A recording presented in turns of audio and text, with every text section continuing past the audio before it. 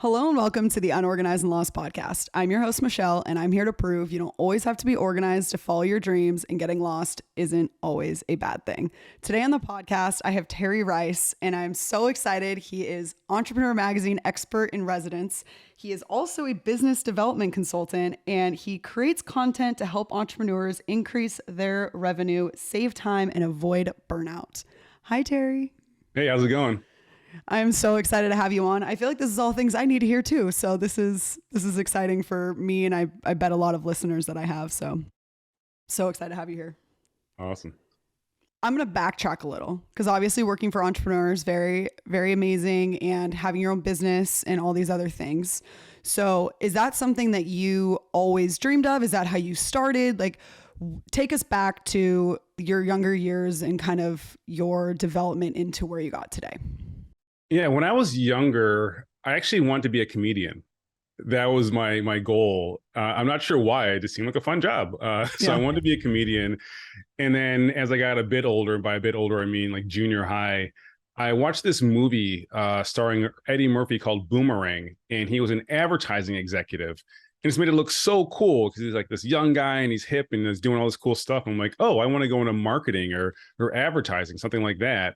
So that stuck with me, and I ditched the comedian part. And when I went to school, that's what I focused on primarily. So advertising, PR, and as I got a bit older, going to business school, getting an MBA with a focus in marketing as well as consulting. Oh, that's exciting. Yeah, it's so funny the things that we think about as kids, and then also what kind of leads us to where we kind of end up. Because I was actually thinking about that's kind of part of the reason I love this podcast is finding people in different careers.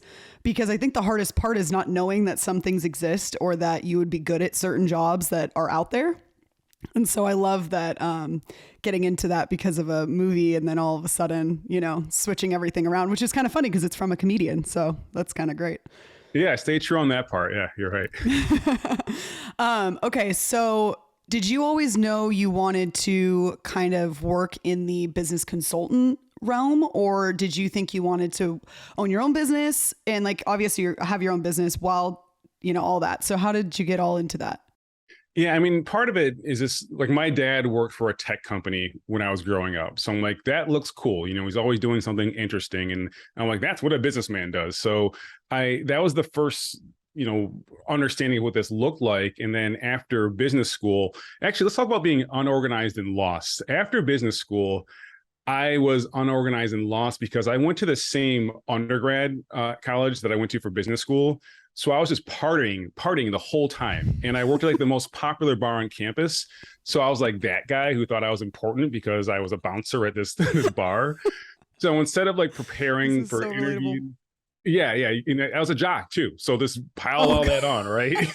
So just like worst case scenario, but I'm in business school at this point. So I didn't prep for interviews. I didn't have like a plan. And when I graduated from business school, I worked at Radio Shack. And if anyone doesn't know what Radio Shack is, it ain't the place you want to be working with an MBA, retail, selling batteries and cell phones and stuff. So I was unorganized and lost. And at that time, I moved to Connecticut from Buffalo because I just wanted to do something. But it did not work out well whatsoever because I had no plan. Oh my gosh, that's amazing. So are you from Buffalo? I grew up nearby in Rochester, and then I went to Buffalo school. My brother's fiance is from Buffalo. We're actually going out there for their wedding. Fun fact. Awesome. Where did you go to college? University at Buffalo. Oh, okay. So you partied through Buffalo. You figure out what you're going to do. You're at Radio Shack. What kind of made you move into where you finally got to? Well, I didn't want to be at Radio Shack, so that was one thing.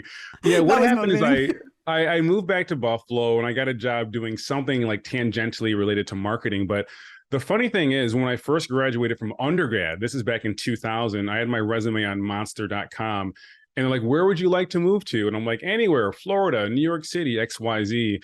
And 6 years later, I got a call from someone from New York saying, we have this marketing job here we think you'd be great for. What do you say? And I'm like, well, it's better than being in Buffalo, this job that I don't like that much. And it wasn't horrible. It just wasn't for me. So that's how I got an opportunity to move to New York City and having everything paid for. And this is pretty cool because I was still, I would say, unorganized and lost. I was just glad to have a real job. But one day the owner came in and said, hey, look, there's this thing called search engine optimization. And if you write stuff on a website, we will show up on Yahoo when they search for it, and we can get traffic to the website. And I never heard of this before in my life. I was like, this is like freaking magic has been invented. And that's how I got into digital marketing. So fast forward a bit more, I actually quit that company. And the way I quit, I'll make this quick, is I quit because I had a job lined up on Wall Street. And the same guy, I'm like, look, I want to leave. And he's like, well, when do you want to leave? And I said, I don't know, 2, maybe 3 o'clock. And I would never do that again. But I just wanted out because I just knew it wasn't the spot for me. So I got this job at a SaaS company on Wall Street, and I got really into digital marketing, got really good at it. And then I got fired. And this is in 2009. And I had like no money saved up because I'm that guy, I'm like unorganized, still lost, just got a little money. Yep. And I remember I had $1,000 to my name. And this is the smartest thing I ever did. I said, look, I'm not $1,000 away from being okay right now. But if I educate myself and learn more about this skill, digital marketing, I will be. So I paid $800 to take a course at NYU to learn how to do digital marketing better. And 5 months later, I got a job at Adobe, making 6 figures, which was insane. But again, I was unorganized and lost for months. My electricity got turned off. I was 2 months behind on my rent.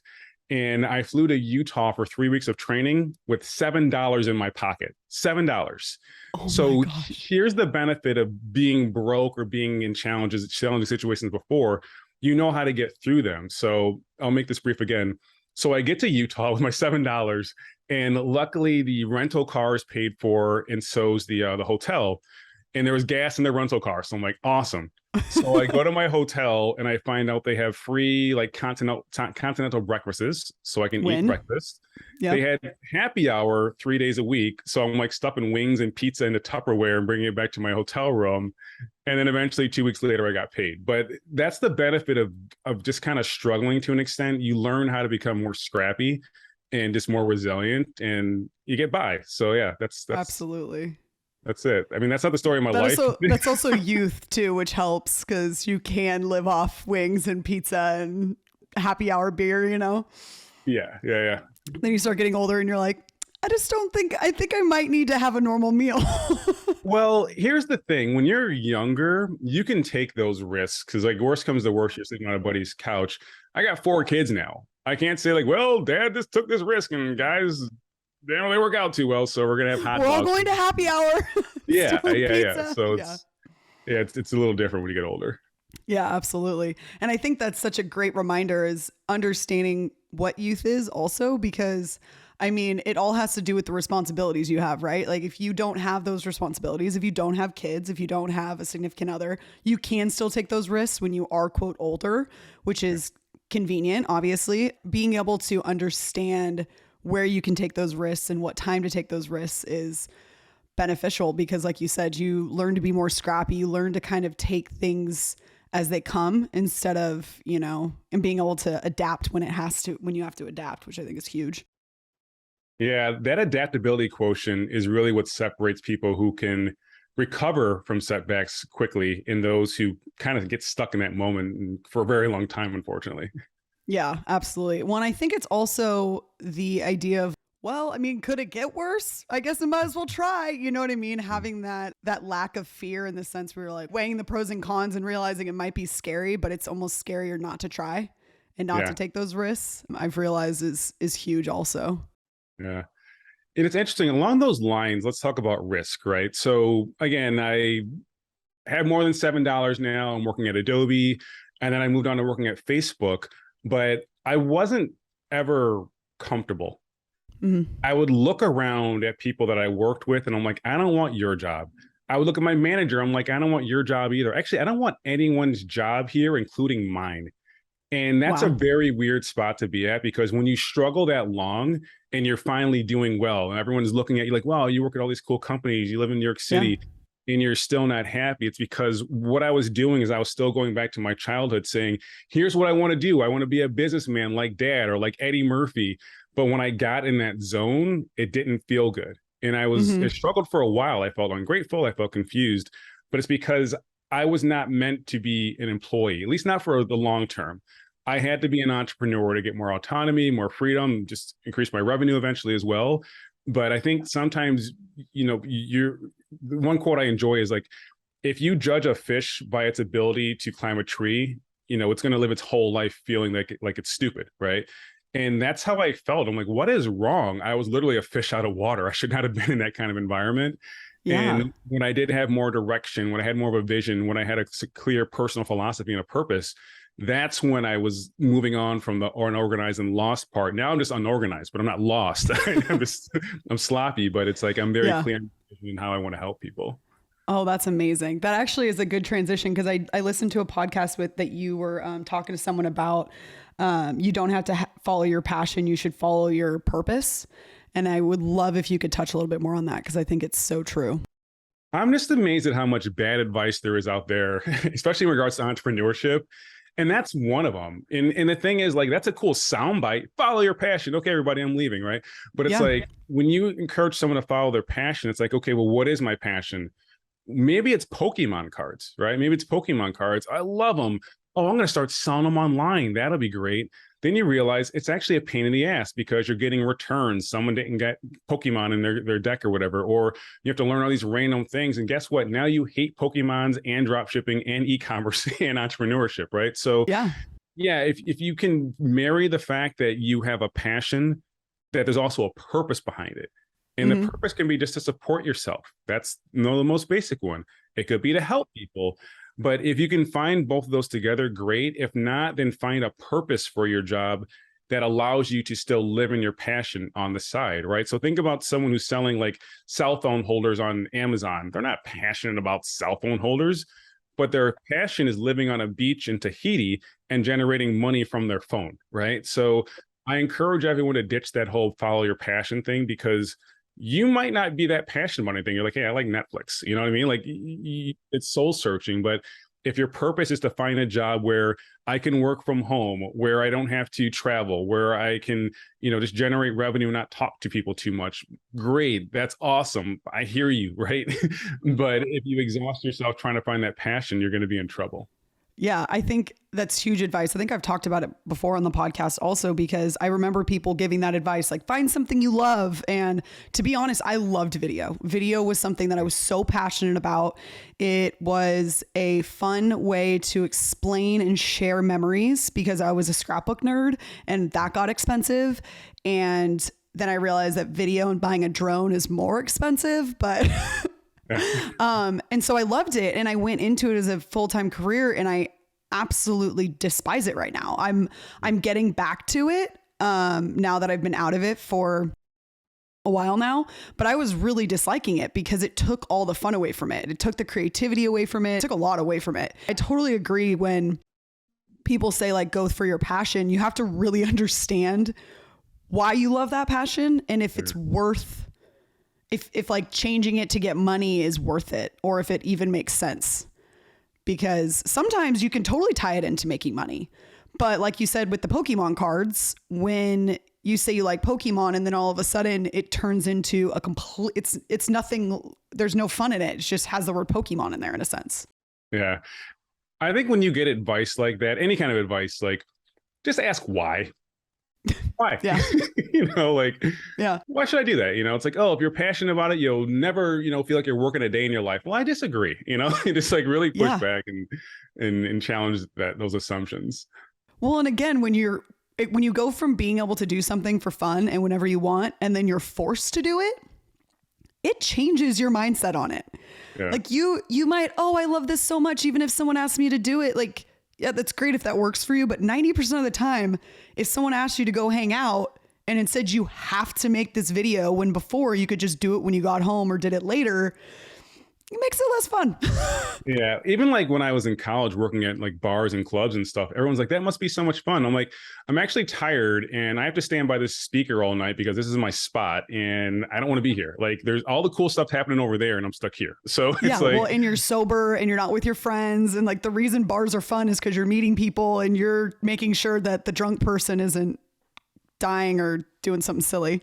Yeah. Well, I wasn't sober. I wasn't going to be that strict with myself. Well, I mean, I got to have some fun, but I was still coherent, but definitely wasn't sober. Well, okay, there's that. Uh, But yeah, it's definitely not as fun as when you're not working. yeah. You went to Adobe, went to Facebook. What finally made you realize that you were a fish out of water and kind of needed change as you were looking around at everybody around you? Just, I mean, a few things. One is I was starting a family at the time. And one thing with Facebook is this, right? Or any tech company, you get free breakfast, lunch, and dinner. Great. That's awesome. But dinner ends at 9. Sorry, breakfast ends at 9 and dinner starts at 6. So you're incentivized to get there early and leave late, right? So it's like, if I have kids, they're going to be calling me Terry instead of Dad if I'm getting home at 7 o'clock at night every night, right? So not a good look there. But again, it's the autonomy, right? Anyone who has a job, as you have a good idea, it gets filtered through one, maybe two people, and all of a sudden, like, we disagree. And then you're just, okay, well, I guess that's it. It just ends. So it's like, I mean, all my life, I've more or less bet on myself that I could, beat the odds or just push through or whatever. And when you have a 9 to 5, often you're just constrained, and it's almost like someone judging art, like you're a painter and one person walks by and is like, I disagree. It's like, well, who are you? Like, can we crowdsource an opinion on this one? Like, why, why that are was you video for me, for sure. Yeah. You get it. Like, why are you the one judging my talent? And before it even gets down, gets some kind of like traction on or get the opportunity to. So that's really what it was. And I think most people are getting that itch now. That's why we're seeing the whole quiet quitting or like the great resignation, is because we're being more self-reflective, when we worked, from home for 2 years or whatever. And when you go back and there's all these like meetings that you don't think you have to be in, or like all these like monthly reviews, and you're like, So if you're in the wrong culture, I think that's what can push you out as well. So I mean, there are some great cultures, there's some that are just like not as beneficial. So can you explain what quiet quitting is?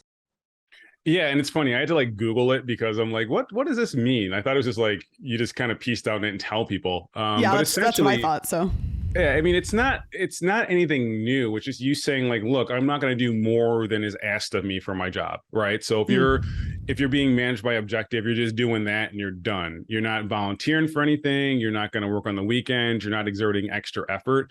And I mean, it seems like that's the way it should have been in the first place, unless you enjoy doing these extra things. So the media is making it seem like it's a big thing, like, oh my God, everyone's, being lazy. They're not being lazy. They're putting up barriers. And I think one reason why we're seeing this is, just like I said before, sometimes when you have extra ideas, they're just shot down without going to committee or being properly vetted, or you're not getting rewarded for it. So what I encourage companies to do is to encourage entrepreneurship. So just allowing people to come up with new innovative ideas. It could be basic, it could be huge. But when I was at Adobe, we actually got this idea box where they would give us like literally a box with like snacks and like gear and all this stuff to help us come up with cool ideas. And if it got picked up by the company, you got a rev share from it. So it's pretty cool. But I think that's what we need is, first of all, to encourage people to become entrepreneurs. And then second of all, just give people more of a chance to have their ideas vetted before one person who's like glancing through their emails on the phone says, bad idea. So that's why absolutely. That's so interesting, because I actually was thinking about that also, in the sense of, in the older generation, they're judging the fact that, the same thing is they're calling us, like the media is saying that we're lazy or that people are lazy for doing that. And what's so different about in the past is you could not bring work home with you. Yeah. In the past, email wasn't as accessible. Laptops weren't as much of a thing. Your desk was at work and that was it. You left, right? Like if you stayed a little late that night, it wasn't as big of a deal. You went home and you were done. And now, especially after the pandemic, it's such a different world because they kind of expect you to always be on. It's also so different in that aspect of calling people lazy, when in reality, there's this expectation of working harder and later and being on 24/7 when that never was a thing. Companies were so much more loyal to their employees back in the day. Yeah. All these people are like, I worked with the same company for 30 or 40 years. And it's like, that's not a thing now. It'd be shocking if someone worked that long at a company nowadays. Yeah. My dad was at Xerox, a tech company, for 38 years. Yeah, like, there you go. Just doing crap. It. And he started there after he got out of Vietnam, like driving a forklift. And then by the time he retired, he was like a VP. So I'm like, at least it worked out. But yeah, like now, like if you're anywhere for more than like a year, you're a veteran. But well, here's what we're going to see too. Let's go deeper here. you're going to see even more mobility because work and workplace have been decoupled, right? Before, Mm, if you lived in Buffalo and you want a new job, it's got to be in Buffalo. Now it's like, yeah. yo, I can do whatever I want. So if you're not rewarding your stars, if you're not making people feel valued and appreciated and actually having a real culture, not just like something written on the wall, people Yeah. are going to leave. So people don't leave bad companies. They don't leave good companies. They leave bad cultures and bad managers. That's really what it Yeah. is. What do you think managers could do differently so that they can actually keep employees? I don't think everyone should be a manager, first of all. I think some people get promoted because they did a really good job as, like a line employee, or they have an MBA or whatever, but they don't have the emotional intelligence to be a manager. And I think that really has to go into it. Like, are you not just getting good, reports from people that you are working for, like higher ups? Do your peers also like and respect you? Because I think that's the Absolutely. problem. I've had really great managers. I've had horrible ones too. So I think that's the issue. It's corporations in general have to really think who should be a manager and who's just really good at their job but horrible with people. So that's part of it. And I think a lot of it also is just like being more empathetic, right? And can you train that? Sure, it's probably innate too. But if you have to go to a workshop to learn how to be empathetic, it's probably not going to work. You know what I mean? It's like going to a workshop to learn how to be nice. So like if Yeah. it's not in you, it's like maybe you're just not a nice person. Like that's that's what it is. So and I think people nowadays, I sound old when I say that, there's more of a focus on their personal life, not just their professional life. Because again, we were all away from our desks for 2 years. We had more time to go work out, to spend time with our friends, to meditate, to do whatever. And if you don't respect that, if you don't respect the fact that I need space, or the fact that, hey, I don't want to go to this offsite in Las Vegas because I don't want to catch, COVID while I'm there, that's going to be an issue. So I think that emotional intelligence, not to use the buzzword so much, if you don't have that, you're in trouble. You're better off having a boss who has no idea how to manage, but is a really good people person and will learn how to manage, as opposed to someone who's really good supposedly at managing and making sure you check a box, but doesn't know how to effectively communicate, because no one's going to do their best work under duress. Like if they're hoping and praying you don't reach out to them, if they get like, a trigger every time they see an email from you, that ain't a good environment to be in. Right. So I think that's where it starts.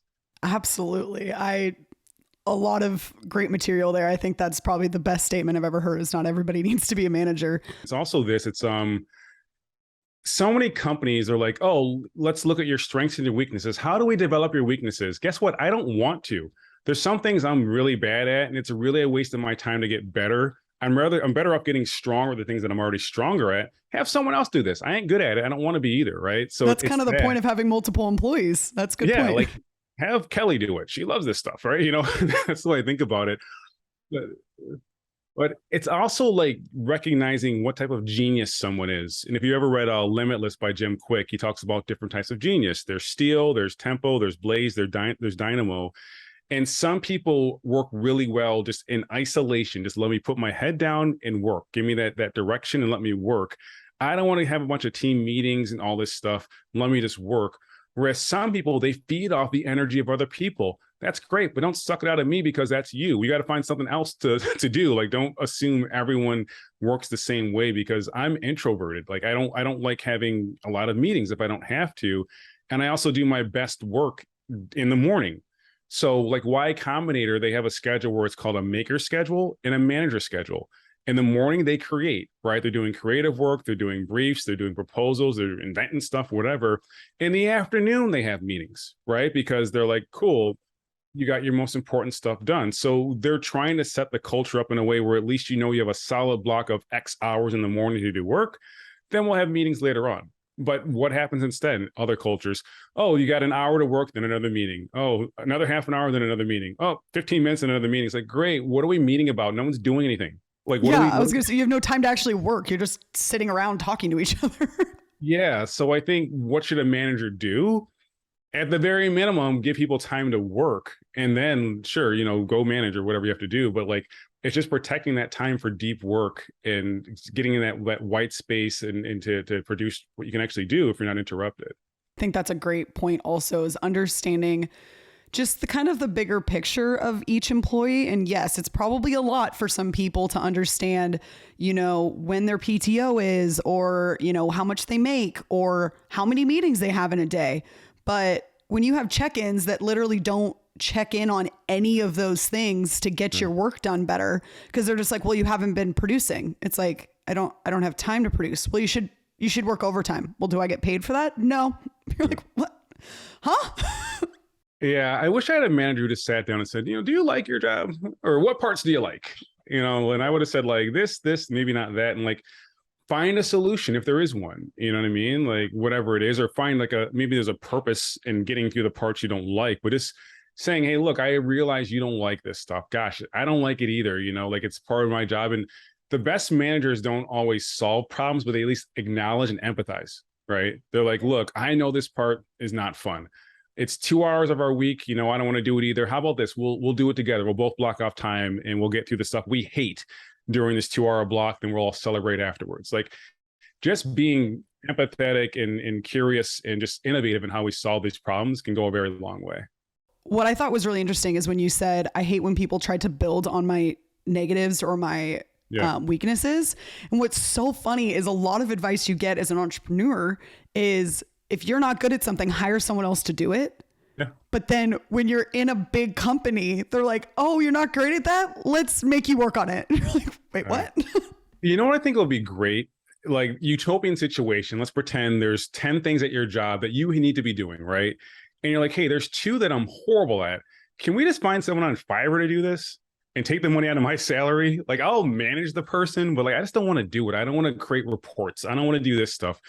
Can we have them sign an NDA and they do it? Like if we just had more of a fractional role where it's like, look, someone's doing the parts that I hate, but like, I don't want to quit because I love doing these things, but this is just sucking the life out of me. I dread these 2 hours more than anything every week.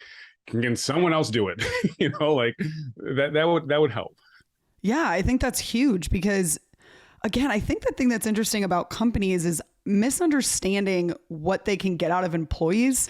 And it's so interesting, the fact that there's so much studies around the fact that if a employee stays with you, you save so much money than having to go find someone new.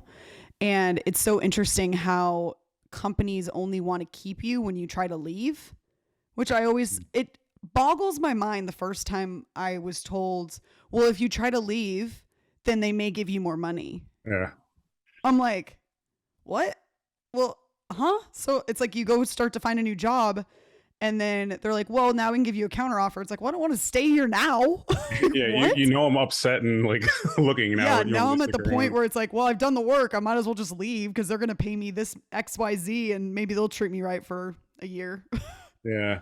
Yeah. And that's the issue. I think there's 2 things. One is people have more mobility now because you don't have to actually be in an office. Like before it was like, oh, you're really going to pack up, and move to Boston? No, I don't have to. I just log into a different Zoom, man, and I'm good, right? So it's that, but there's so many old school leaders who are like, no, this is how it is. And they're just resistant to change. Like some people that are like, no, you have to be in the office. So you have to be here.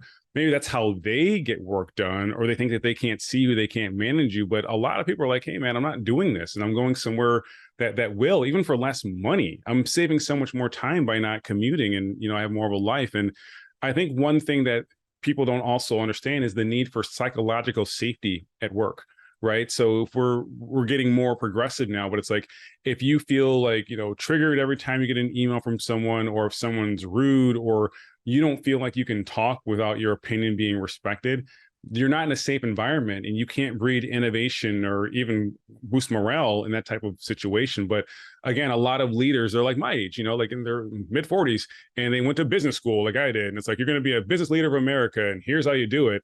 And it's like, that was 20 years ago, man. Like no one's checking for that anymore. You have to adapt, and you have to be a kind person and really reward people and respect them. And you will get the best out of people if you do that. But if you just try to force them to fit this mold that was invented like in the 70s or 80s, it's not going to work out too well, and neither is your company. So I think that's what people will realize eventually. But to your point, there's enough data around it. I don't understand what magazines you're reading, but it's like it's out there already. Yeah. Pay your people well and just take the time to, I don't know, learn a little bit more about your employees instead of, like you said, just trying to manage and check off boxes. And that's why I would never make a good manager. Like I have no desire whatsoever to be at the top of an organization because I don't want all these different personalities and ideas and perspectives and excuses or whatever, or real things coming at me. I think these are real things. I just know that I'm just so focused on what I want to do and I want to get my work done and put my head down. I don't like interacting that much with people in the day-to-day of my work. Like I have my clients that I consult, that's great. But I don't want like, Omar saying, oh yeah, but by the way, I was going to take a vacation this week, but it's going to be next week instead. Is that cool? Like, I don't know, man. Like I just want to work, like I'm not that guy. And if more people realize that, if more people were driven by purpose instead of ego, they would turn down that C-level, that manager level, that whatever. But no, they want to look good in front of their friends, or they want to make more money. So therefore they take it. And I think maybe one way to avoid this is by saying, look, you don't have to be a manager to get a raise.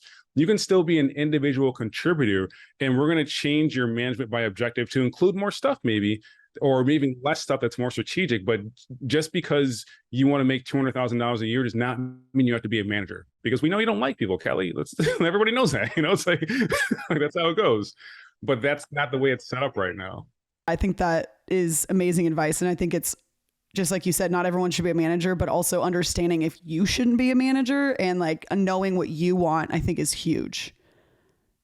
Yeah. Yeah. Not everyone should be a manager, and not everyone should be an employee. And it might take you 10 years to figure that out. That's why people get that 10-year itch where like, you know what, this ain't what I thought it was going to be. And that's when they leave, or sometimes unfortunately resolve like, okay, I guess I'll ride this out for another 30 years and then I'll retire. But but I think we're seeing lots of people do that now, which is encouraging. Yeah, that's very true. Okay, so I got a couple questions for you that someone wrote into me. And so he said, okay, what are top 3 things needed to get a startup off the ground? What are the top 3 things needed to get a startup off the ground? I would say, first of all, find an example of a similar startup that's successful, right? Because I can say, do X, do Y, do Z. I don't know exactly what your startup does. I don't know exactly what industry you're in, what product you have, so on and so forth. I can give you some generic stuff right now if you want, but success leaves clues. So just study them and then try to reverse engineer it, right? How do they get funding? How do they grow their market? How do they sustain themselves? So on and so forth. I mean, I would say for any business, you have to be very clear on your vision. What do you want to do? What does that look like? Because a vision is different than a goal. A goal might be, we want to have 1,000 customers. We want to make $1 million. A vision is, what does it look like? What does it feel like when you and your company are accomplishing this goal? And the reason, or this vision, because you're going to face challenges. But if you have a clear vision of what's in it for you, you can push through all those challenges because you know what's on the other side. So it starts with that. I think beyond that vision and goals is just thinking, what am I missing? What am I missing? Because people come to me sometimes, they're like, should I have a partner? I'm like, I don't know. What are you missing? What are you not good at? Because if you don't know what your deficit is, you don't know what step 2, step 3, step 4 is, right? So what are you missing would be another one.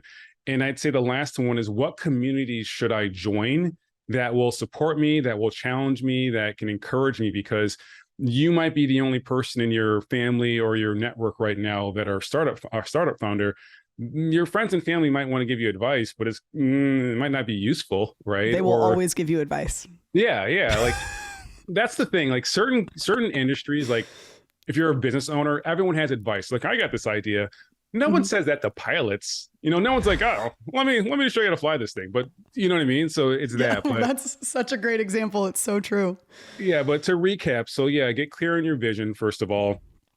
Get clear on what you even need, because I can't tell you what you need unless you need to have that down.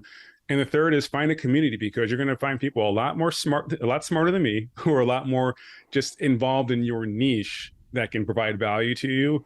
But don't like just see something on Instagram where someone says, follow your passion, and say, okay, here we go. Like that's not a good look. Like get very clear tactical advice from someone who's found success in a similar lane. Oh, I like that a lot. I think that's going to be super helpful for people, because I think that was something that I realized this year that I was lacking, was people around me that could give me advice, especially in podcasting and everything I'm doing, and having a clothing brand, etc. I've said before, I have a lot of successful people around me, but not having people in the industry I'm in makes it hard. Hear ya. Okay, one more question that someone sent in. Are there any specific actions you can see all successful entrepreneurs take when working to build their business? I'm going to steal this from Jason Feifer, who's the editor-in-chief of Entrepreneur Magazine. And I interviewed him for my podcast. And his response to that question is like, what do successful people have in common? It's their ability to adapt. How adaptable are they? And he has these 4 phases of adaptation. The first one is, so say something bad happens, at your company or even in your life, right? The first stage is panic. Oh my gosh, I'm freaking out. This horrible thing happened. The next step is going to be adaptation, right? You just kind of learn to adapt. You're like, okay, bumps in the road, we're kind of getting by now. After that becomes new normal, right? You're used to this routine. It's not as disruptive as it was before. And that's great. But where he wants to get you, and that's what his book is about, is getting you to wouldn't go back.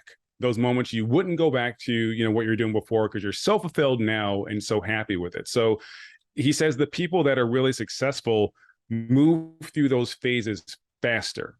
You can still go through those phases. You can still panic, adapt, new normal, and then wouldn't go back. But the faster you can get through it, the better, right? So when I think about that, it's like you have a finite amount of energy, right? Something bad happens. You lose a big deal, website crashes. That already happened. All the energy you spend complaining about it, I can't believe this happened, so on and so forth, is wasted. Because you know what? After you're done, the website's still down. So the faster you can move through that, and I'm very stoic. That's just my life. Yeah. The faster you can move through that, the better. And like the only way is through. You can't go backwards. The only way is through. And if you embrace that train of thought, that's how you find success. Oh, I love that so much. I actually just listened to most of that podcast episode. I actually think I'm going to link it in the show notes because I think that was a really, really good episode. I also actually took some notes from that episode, and I thought we talked about a little bit about following your purpose instead of your passion. But another thing that I really liked was, and then the what. And I think that kind of ties in with what you were talking about and and then what comment. And it's so interesting because I feel like it ties into what I always say it reminds me of why not. My parents always told me, like, whenever I came up with what seemed like a crazy idea, they just say, why not? And I think that's great. I think it's good for people to, I don't know if you remember talking about and then what, but I think that was a good topic also. I'll say this in general. I mean, the benefit of what you and I do, right, where we learn interesting things and we share them is, as a parent, I have 4 kids.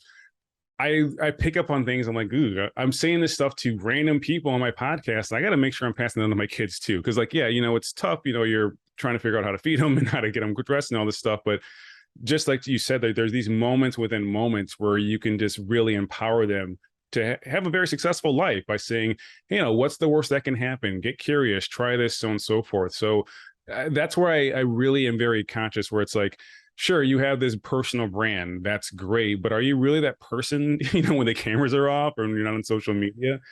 That's what I really care more about. It's not personal branding. It's character branding.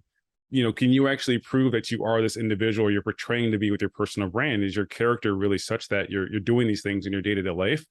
Because some people, I suspect, they're not. And that's when things will eventually come crashing down because all that stuff you pretended to be just wasn't true. Yeah, I think that's amazing. That's a great point to make sure that you're actually like leading by example with whatever you're doing. Another thing I liked about that episode was tying together your what's and people tying together their what's and why's too much, which I thought was an interesting statement. I don't know if you remember talking about that, but and it kind of led into the don't follow your passion, follow your purpose. But I really liked that idea of making sure people aren't tying the what's and why's together too much. You could be a truck driver, right? And I'm not saying it's a bad profession, but it's like, what are you doing? You're driving a truck to make money, but your why behind that could be, you know what? I got 12 hours a day to sit here and just think, me and my own thoughts. I'm going to do this for 2 years, and I'm going to think of a business idea I can have that's going to make me a lot of money and help people. And you know what? I got the perfect opportunity to do it right now because I'm getting paid to think. Obviously, I'm driving too, but it's like the what is you're driving a car, or a truck. The why is I have so much white space right now. It's insane. No one's texting me. No one's slacking me. No one's doing any of that stuff. I just got to get to Albuquerque by Wednesday and I'm good. That's all that matters right now. In between there and now, I can think all I want. I can leave voice notes for myself, it's listen to podcasts, self-help books, whatever it is. So yeah, that's the why behind the what in this case. Yeah, I think I like that a lot. Again, I think I'm gonna link the that episode because I thought it was really insightful that you guys what you guys were sharing.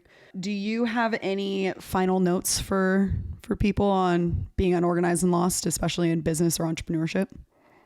Yeah, I think being organized is a constraint sometimes.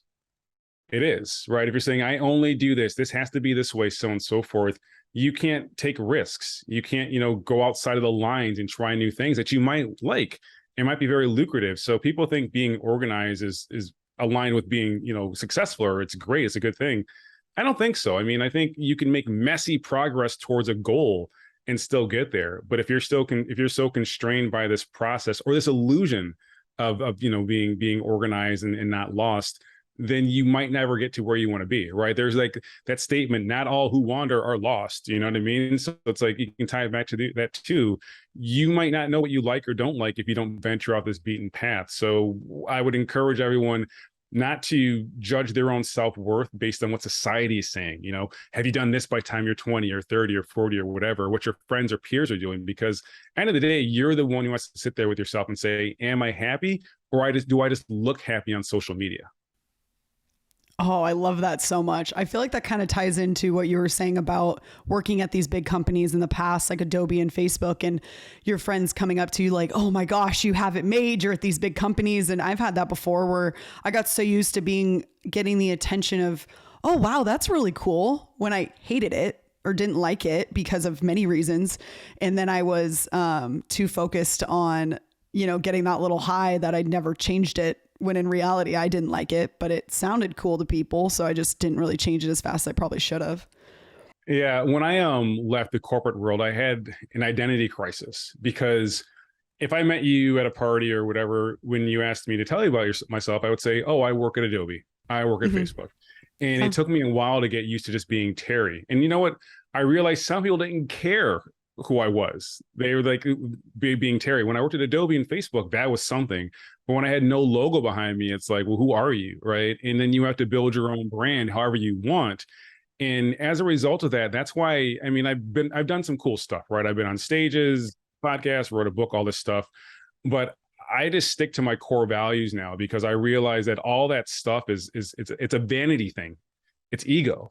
And even to the point where I used to consult Walmart, Calvin Klein, all these big companies. I don't do that anymore. I help individuals, or at least companies that help individuals, because my legacy will be defined not by helping Walmart sell socks.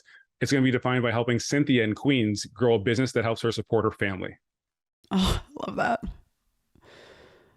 That's so cool. I think that's amazing advice for people. I think it's sometimes age and sometimes, making that own mistake yourself to realize that it matters. I definitely, like I said, I've had that ego sense as well in a company, and you having that name behind you and like, who am I now that I don't have it? And it's interesting because I own my own company and I also work full time at a different company. And sometimes I change up depending on where I'm at, like what I do. Cause it's like, I don't know. I don't know if you're going to know this company, or I don't know if you're going to care about my, business that I've built. So yeah, it's such an interesting concept how we kind of tie ourselves into all of that. That's why I don't ask people what they do. I ask, what do you do for fun? But I don't care where you work. Maybe I will eventually, but what do you do for fun? Because if you ask that, then I'm talking about you as an individual, not you as a logo, or that might be a trigger. Like, I do this, but I actually hate it. Right. So I think if we can just be more human and less driven by what can we maybe take from someone, or what do we, whatever their status is, understanding that, we can have deeper connections. But if you cut things off at what do you do, it's, you're losing a lot in that conversation.